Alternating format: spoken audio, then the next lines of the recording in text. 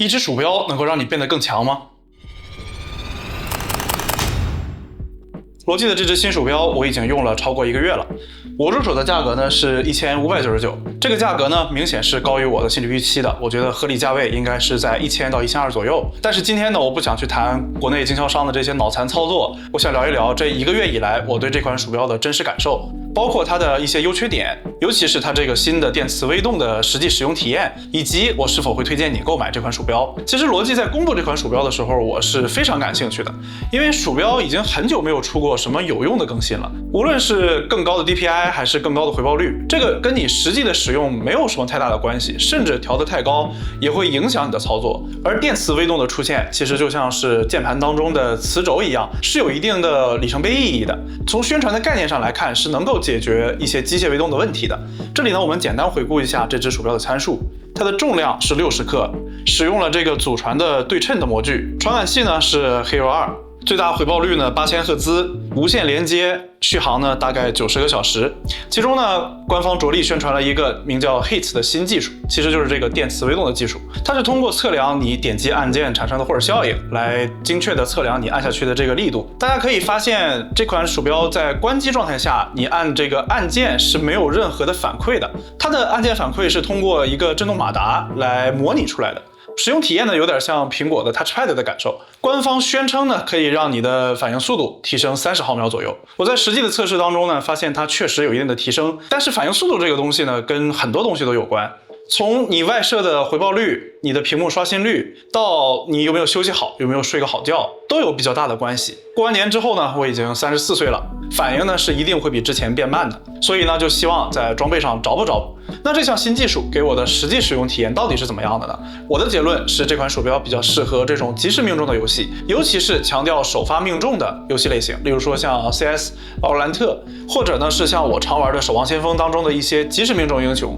我拿到這款鼠標，在用到類似艾什這樣的英雄的時候，甚至經常會打出命中率和爆頭率雙40%以上的數據，這還是讓我感到非常驚訝的。所以這款鼠標對我的遊戲表現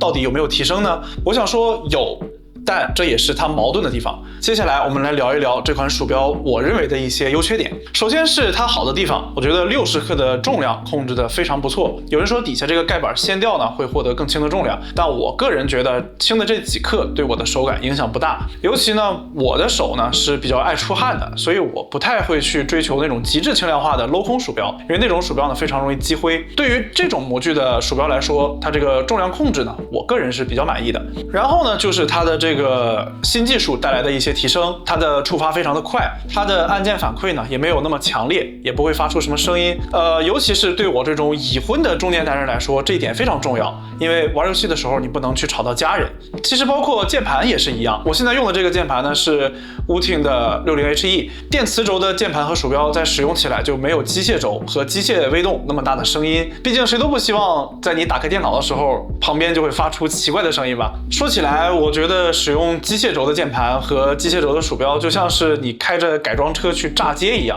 爽了你自己，但是影響了周圍所有人。所以這個按鍵反饋我給它調到了1，只要提醒我按下去了就可以了。順便一提呢，我對這款鼠標的設置是左鍵的響應呢是2，來提升左鍵的點擊速度，右鍵的響應呢是4，來避免一些在大幅度甩槍時候的誤觸。快速觸發我只給到了左鍵是1，震動反饋左右鍵都是1。它的 DPI 呢我設置到了1600，無線下的回報率呢我設置到了2000，這個是我在綜合測試下來比較好的一個參數配置。順便提一句呢，過高的回報率不僅不會提升你的遊戲表現，甚至可能會影響你的實際使用體驗。一般來說，回報率設置到你 DPI 的1.2倍左右就是比較合適的。那接下來呢，我們來談一談這款鼠標我認為非常有問題的一些地方。首先呢，還是這個模具的問題。大家可以看到我的手呢比較短粗，手呢相對比較小。在我抓到這款鼠標的時候，依然會感覺到我的無名指和小指這部分比較空，抓握起來呢，時間一長就會比較酸痛。然後呢，就是它的重量分配。這款鼠標呢，頭重腳輕，因為慣性的原因，在你大幅度甩動鼠標的時候，你需要花費額外的精力去控制鼠標的後半部分。在使用了超過2小時左右的時候，我的整個手就會感覺非常的疲勞。然後呢，就是它的鼠標側鍵，我覺得觸發行程呢有些過長，尤其是在你的左鍵和右鍵如此快速的觸發的情況下，2个側鍵的觸發就會顯得非常的奇怪和割裂。可以的話，這款鼠標所有的按鍵都換成電磁微動，使用體驗要更加統一一些。然後最需要吐槽的一點就是羅技的這個驅動，我這裡呢強烈推薦大家去單獨下載一個調整板載設置的軟件，而不要用它這個官方的驅動。這款驅動不僅非常爛，而且它會佔用非常高的系統資源。那這個軟件呢，在官網上不是很好找，所以呢，我也會放到評論區，大家自行去下載。那麼我們回到最開始的問題，一款鼠標能不能夠讓你變得更強？我的結論呢，可能比較複雜。我並不完全認同像很多人說的那樣，裝備並不重要，重要的是裝備背後的那個人。一個好的裝備當然重要。你有一台好相機，你就更願意拿它出去拍照；你有一輛好車，你就更願意開着它去兜風。同樣的，你有一把好鍵盤，有一隻好鼠標，你就更願意去享受遊戲的過程。所以裝備並不是不重要，而是一個好的裝備會改變你在做某件事的時候的感受。具體來說，這隻鼠標對我最大的改變是讓我知道我具體老在什麼地方了。因為這款鼠標反應足夠快，可以讓我在遊戲中做出一些更加高風險高收益的操作。也就是說呢，我更有勇氣去跟別人對槍了。當然，敢於對槍並不意味着你一定能夠贏下這個遊戲。因為年齡的增長，我的前額葉更加的成熟，我變得更加謹慎了。換句話說呢，就是更加的膽小了。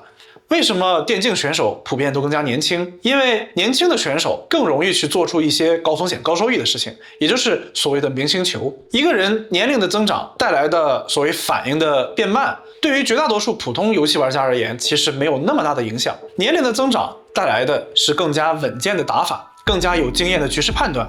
從而獲得更穩定的遊戲收益。另一方面呢，我的心態也隨着我的年齡增長變得更加平衡，我並不會去追求一時的輸贏，而是更加去享受遊戲過程的本身。而這隻鼠標的出現讓我更加的意識到，現在的我更加擅長的和更加不擅長的東西。那這隻鼠標我是否會推薦你購買呢？這裡呢，我可以很確定的說，我不會推薦你購買。鼠標界已經很久沒有出現過什麼新的技術了，而就在今年的3月份，有2個新技術橫空出世，一個就是羅技的這個 HIT 技術，就是電磁微動的技術，另一個就是雷蛇的真同步的技術。在詳細了解了之後呢，我覺得真同步的技術對絕大多數玩家而言都更加重要，因為羅技的這個電磁微動，它能夠提升你的反應速度，提升的是你操作的上限，而雷蛇的真同步技術是從根源上解決了鼠標延遲的穩定性問題。這一點對於絕大多數玩家而言是能夠提升你總體的表現穩定性的。而從研發技術上而言，真同步的技術只需要在硬件上做一些匹配，它的技術門檻更低，更容易普及。而電磁微動呢，說起來比較簡單，但實際上你要達到一個好的手感，需要非常好的調教經驗，而這部分研發呢，需要一定的周期。很多人在聽到羅技剛開始公布這項技術的時候，都在說這款技術有可能會改變整個鼠標界。但是呢，我覺得這個技術就有可能像磁軸的鍵盤一樣，其實過了這麼多年，它並沒有去對整個鍵盤行業造成什麼天翻地覆的影響，它更像是一種行業的補充，幫助消費者提供一個更多的選擇。更複雜、更個性化的功能，就意味着更複雜的使用體驗，這本身就是少數極客才會選擇的遊戲裝備。對於電磁微動的鼠標也是一樣，它很有可能只會成為鼠標行業的一個補充，並不會產生什麼天翻地覆的變化。再加上從 GPW 這個系列發布以來，羅技中國經銷商的一系列腦殘操作，在別的市場普遍保持充足的貨源和穩定價格的時候，我們竟然在持續斷貨、誇張的售價以及惡心的捆綁銷售。無論這款新技術有多麼的耀眼，我覺得在當下這個時間點，這款鼠標都並不是一個很好的選擇。同時呢，我也相信攻克這項技術的門檻並沒有那麼高。我相信國產的廠商會用更好的模具、更低的價格，實現非常類似的功能。說不定在今年年內，我們就能夠看到同時擁有真同步技術和電磁微動的國產鼠標的出現。那麼這就是我對這款鼠標的真實體驗。不知道屏幕前的你有沒有購買這款鼠標，或者對這款鼠標是否感興趣？有什麼想法呢？大家可以在評論區和我交流。喜歡這期視頻呢，可以給我點一個1鍵3連，這對我真的很重要。那麼這期視頻就先到這裡，我們下次再見了，拜拜。